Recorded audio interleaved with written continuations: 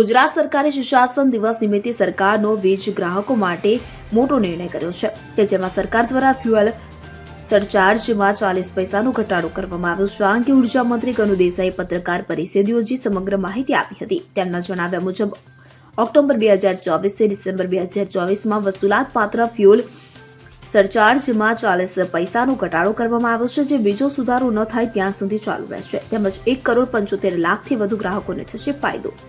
ઓક્ટોબરથી ડિસેમ્બર દરમિયાન કરેલા વીજ વપરાશ પર 1,120 કરોડનો લાભ મળશે.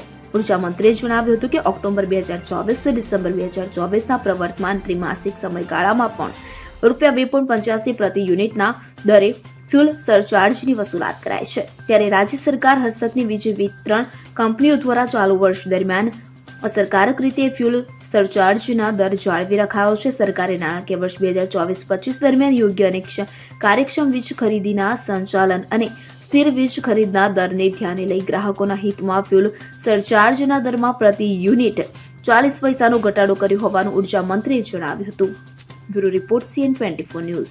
હવે જુઓ દેશ દુનિયાની તમામ ખબરો તમારી આંગળીના ટેરવે. ઉઠાવો મોબાઈલ અને Google Play Store પરથી ડાઉનલોડ કરો અમારી CN24 ન્યૂઝ મોબાઈલ એપ.